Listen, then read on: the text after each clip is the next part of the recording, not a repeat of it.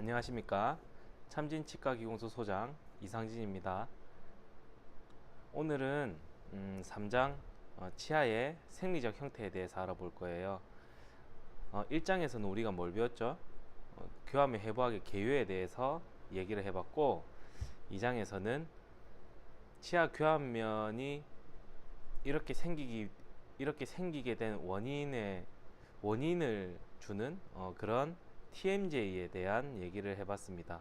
오늘은 치아의 생리적 형태예요. 교합면의 형태가 아니라 생리적 형태. 자, 그러면 생리적 형태. 생리가 뭐냐? 우리나라는 참 그런 게 잘 돼 있어요. 잘 모르면 사전을 찾아보면 됩니다. 사전엔 뭐가 나오냐? 사전엔 이렇게 나옵니다. 생물체의 생물학적 기능과 작용 또는 그 원리라고 돼 있어요. 그럼 치아의 그 형태의 기능과 작용, 그 원리에 대해서 알아본다는 얘기입니다. 교합면이 아니고 치아의 외면에 대해서 치아와 치아끼리 뭔가 어떤 게 있는가, 그 어떤 게 또 무슨 작용을 하는가, 그거에 대해서 간단하게 알아볼 겁니다. 3장은 엄청 짧아요. 빨리 끝날 겁니다. 일단 치경망곡이라는 게 있습니다. 우리가 최대 풍융부를 얘기를 하는 거죠.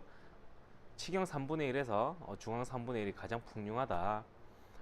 우리가 그 덴처 치은 형성할 때 보면 치아의 면을 따라서 우리가 덴처의 그 치은 형성을 해줍니다. 그죠? 그게 환자한테 아주 좋다. 아주 좋다. 하지만 크라운은 약간 다릅니다. 크라운은 실제적으로 우리가 일을 해보면, 저는 지금 교과서적인 이론을 얘기하고 있지만 임상에 대한 것도 가장 많이 얘기를 하고 있는 사람이에요. 그걸 병합해서 하기 때문에 아마 들으시면 많은 도움이 될 겁니다. 보시면 자, A가 가장 좋다고 나옵니다. 우리가 시험에서 저런 그림이 나오면 무조건 저걸 찍어야겠죠. 자, 순현면 치경망곡이 뭐냐? 이거를 이제 교과서적으로 보면, 적절한 치경망곡은 저작 시 음식물이 협설측으로 밀려날 때 특유의 장력으로 치은의 손상을 막아주며 치은을 자연적으로 마사지해서 치은의 조직을 보호하는 역할을 한다라고 나와 있습니다. 치은의 조직도 보호한다. 왜 그러냐? 우리가 언더 컨투어링이 돼버리면 저 부분, 지금 가운데 있는 그림이죠. 화살표 부분이 먼저 음식물이 낀다 이겁니다. 먼저 맞닿는다. 그러면은 치은이 스트레스 받아서 내려가겠죠. 그리고 너무 오버 컨투어가 돼버리면 이제 저기 치은과 오버 컨투어 사이에 음식물이 낍니다. 음식물이 꼈는데도 불구하고 양치를 제대로 해주지 않으면 그게 치석이 되는 거겠죠. 보통 우리는 크라운이라든지 포세린을 하게 되면 원장님들은 대부분 이런 걸 원합니다. 마진에서부터 아주 샤프하게 올라오는 걸 원해요. 그래서 우리가 보통 크라운이라든지 포세린을 만들 때는 A랑 B 사이로 만듭니다. A로 만들어서 보내면 크라운이 너무 뚱뚱해 보인다고 얘기를 해요.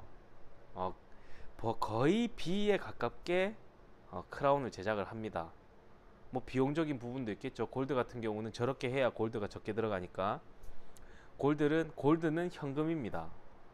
현금이기 때문에 가장 적게 들어가게 하는 게 우리한테 유리해요. 원장님 프랩을 많이 하셨지 않습니까? 프랩을 많이 하면 우리는 내면을 팝니다. 외형에는 전혀 지장이 없으니까. 그렇다고 해서 리텐션, 유지에 지장을 줄 정도로 파진 않지만 최대한 많이 파요. 골드가 적게 들어가기 위해서. 골드가 많이 들어가든 적게 들어가든 환자한테 받는 크라운 가격은 똑같습니다. 이거는 기공사의 센스예요. 그리고 만약에 뭐 골드를 기공소에서 사서 쓴다, 어떻게든 골드가 적게 들어가게 하기 위해서 노력을 합니다. 그래야 마진이 많이 남으니까. 기공소도 장사를 해야 되겠죠. 마진이 남아야 됩니다. 그러기 위해서 골드 크라운 같은 경우는 최대한 골드가 적게 들어가게 만든다. 자, 인접면 간극입니다.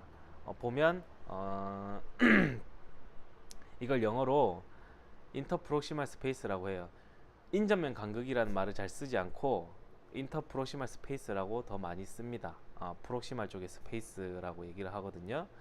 그거는 원심과 치아의 원심 치아와 근심 치아의 그 사이에 있는 삼각형의 빈 공간을 말합니다.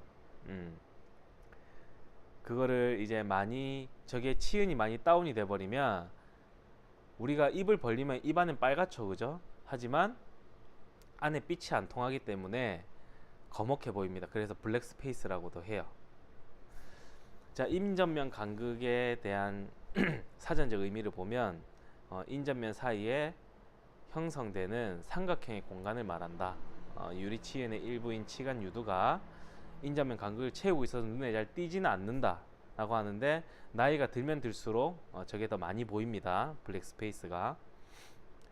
이거 블랙 스페이스는 뭐 어디의 일종이냐, 엠브레저의 일종입니다. 엠브레저의 일종. 좀 달라요. 근데 엠브레저를 많이 만들면, 치은 엠브레저를 우리가 많이 만들면 당연히 블랙 스페이스, 인터프록시말 스페이스가 넓어 보이는 거겠죠. 유기적인 겁니다. 다 이제 연동이 돼요. 그럼 엠브레저는 뭐냐?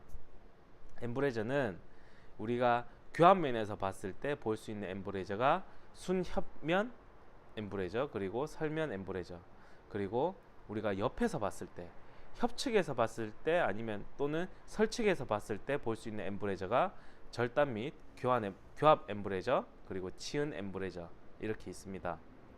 이 엠브레저는 어쨌든 삼각형으로 되어 있어요. 하지만 삼각형이라기보다는 우리가 좀 더 예술틱하게 표현을 하자면, 우리 은행잎 있죠? 은행잎 모양으로 이렇게 들어가게 만들어주는 게 가장 이쁜 모양이다 라고 얘기를 합니다. 저도 세미나에서 배웠어요. 이제 엠브레저의 기능을 봅시다. 기능을 보고 그 원리와 작용을 알아야겠죠? 엠브레저의 기능은 이래요. 저작 시 음식물이 빠져나오는 배출로 역할을 한다. 배출로. 그리고 저작하는 동안에 치아에 가해지는 교합압을 줄여준다. 그건 저는 잘 이해가 가진 않습니다. 그리고 저작 시 접촉 부위에 음식물 저류를 방지한다. 이건 맞아요. 음식물 저류를 방지를 합니다. 뭐냐? 그 밑에 똑같은 글이 있죠. 자정작용을 증진시킨다. 그리고 마찰에 의한 외상으로부터 치간 유두를 보호한다. 이건 또 무슨 말이냐면, 이것도 우리가 최대 풍륜부랑 유기적인 관계예요. 우리가 최대 풍륜부를 적게 만들어서 언더 컨투어죠. 언더 컨투어로 만들면 당연히 치간 유두가 더 앞으로 나와 있겠죠. 언더 컨투어라는 말은 저런 엠브레저가 은행잎 모양이라든지 삼각형 모양으로 생기질 않는다는 거예요. 그러면은 유두가 먼저 닿겠죠. 치간 유두가 치은이 먼저 닿습니다. 그러면은 걔네들이 스트레스를 받겠죠. 그래서 우리가 이제 알맞은 컬렉트 컨투어라든지 이렇게 엠브레저를 잘 만들어주면 치간 유두도 보호한다. 치간 유두, 치은을 보호한다. 유리 치은, 이렇게 얘기를 하는 겁니다.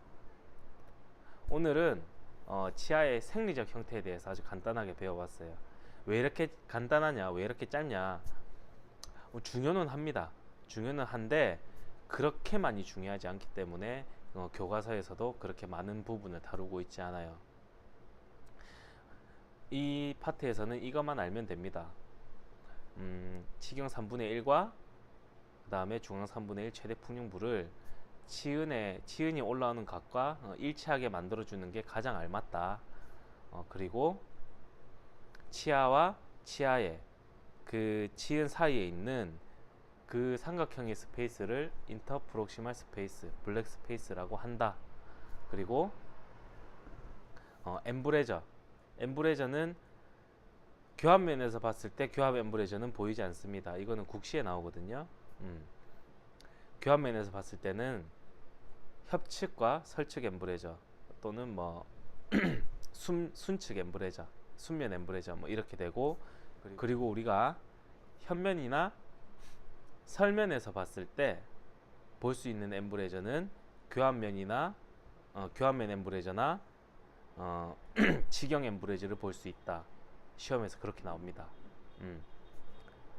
그리고 엠브레저의 기능은 보통 자정작용, 그리고 뭐 음식물의 배출로, 뭐 똑같은 말이지만 그리고 치은을 보호한다. 이렇게 알고 계시면 되겠습니다. 다음 시간에는 사장 교합에 대해서 얘기할 거예요. 제 블로그에서 가장 많은 조회수를 자랑하는 게시글 중에 1등입니다. 그거를 그냥 블로그만 읽는 게 아니고 만든 사람이 저니까, 그 글과 그 이미지라든지 이걸 만든 사람이 저니까 제가 이렇게 설명하는 게 더 도움이 될 겁니다. 만든 사람이 얘기하는 게. 그 다음 장은 5장. 제 블로그 랭킹 2위죠. 그런 거에 대해서 이제 더 그런 어려운 파트, 그게 어려운 파트이기 때문에 사람들이 많이 검색을 하는 거겠죠.